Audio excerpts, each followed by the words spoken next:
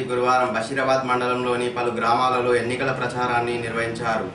ఈ సందర్భంగా బషీరాబాద్, క్యాద్గిర్, దామర్చేట్, పర్వత్పల్లి తదితర గ్రామాల్లో ఎన్నికల ప్రచారాన్ని నిర్వహించారు. చేయి గుర్తుకి ఓటు వేసి కొండా విశ్వేశ్వరరెడ్డిని అధిక మెజారిటీతో గెలిపించాలని కోరారు. ప్రచారంలో హైఫైలతో ప్రజల్లో చైతన్యం నింపారు.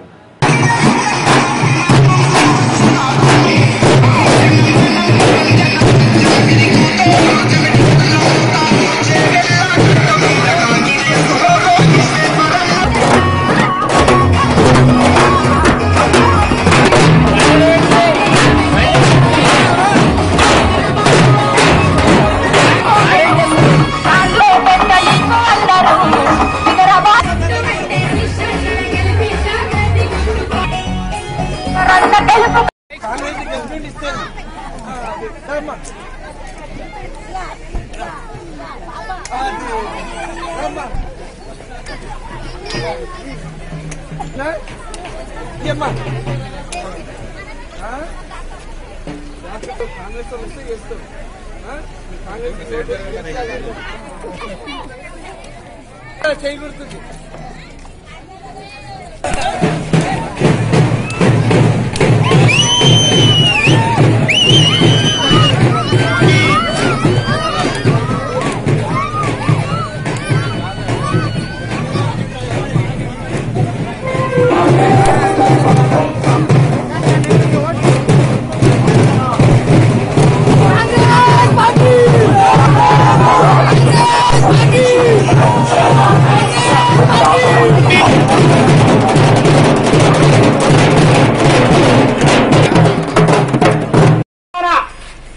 సాధించుకున్నటువంటి మనకి ఇప్పుడు ముఖాముఖి పోటీ ఉంటుంది. ఒక్కసారి వాళ్ళు అంటున్నారు మనకు రాహుల్ గాంధీ ప్రభుత్వంలో ముందుగా మనకు మొన్ననే ప్రకటించినటువంటి అంశం. ఎందుకంటే ఒక్క సంవత్సరానికి 72,000 మన రాహుల్ గాంధీ గారు ఇప్పుడు ప్రకటించడం అనేది జరిగింది.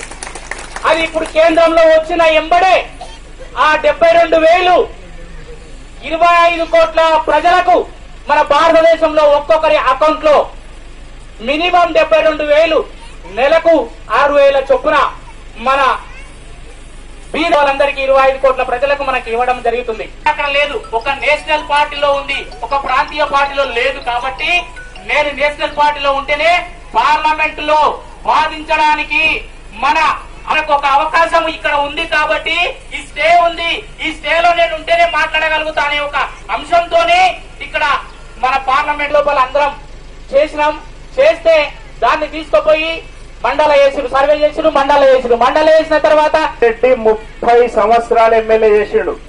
అప్పుడు రోహిత్ రెడ్డి ఎన్నికల ప్రచారానికి ముందల మేము వచ్చినాం, ఈ ఊళ్ళో మీటింగ్లు పెట్టినాం, బర్కల్లా మీటింగ్ పెట్టినాం. అంటే ఇది కల్లా ఈ 162 సర్వే ఇది ఒక్కటే కాదు, చాలా వీఆర్ఓ లేరు.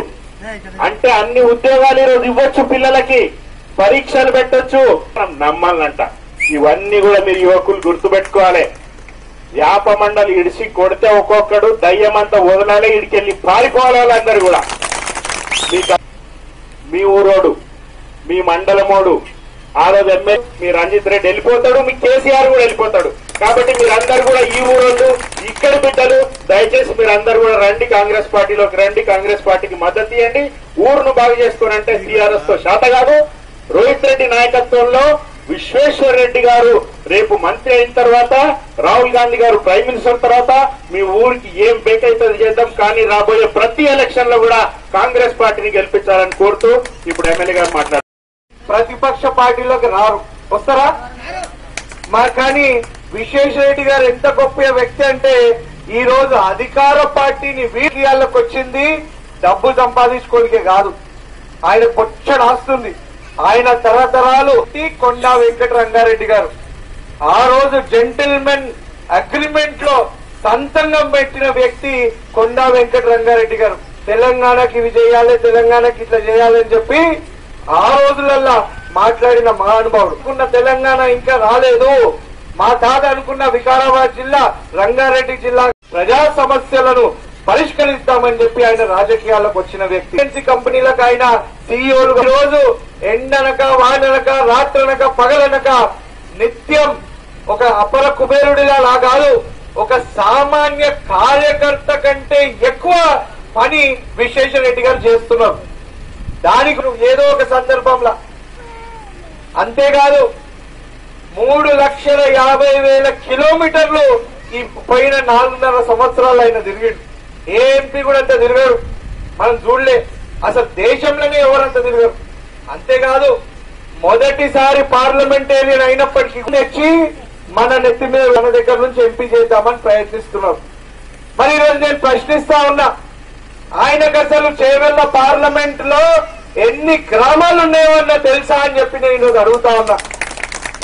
ఆయననేమో ఓసారి నేను కరీంనగర్ ఉన్నంటాడు, ఓసారి ఏమో వరంగల్ ఉన్నంటాడు.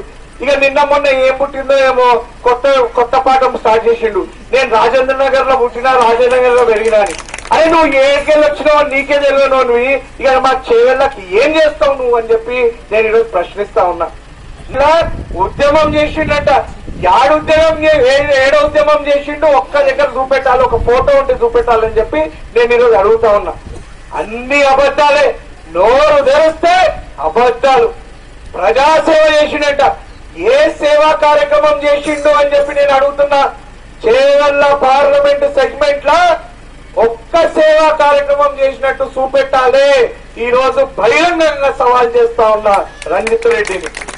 అంతేకాదు ఈ రోజు మనం చూసినట్టయితే టీఆర్ఎస్ వాళ్ళ అహంకారం ఎంతుందంటే మేము ఎవరిని తెచ్చి నిలబెట్టినా గెలుస్తాడు అనే అహంకారంతో వాళ్ళు ఉన్నారు.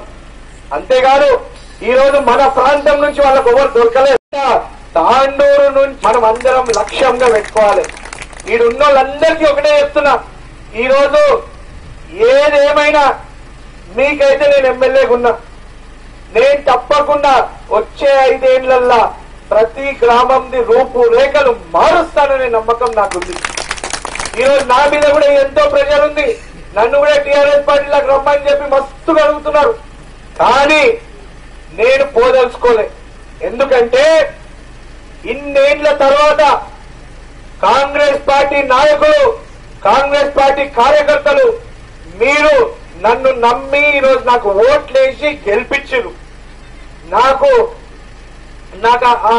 అది ఉంది, ఆ పాలసీ, ఆ ఎథిక్స్ అనేది ఉంది.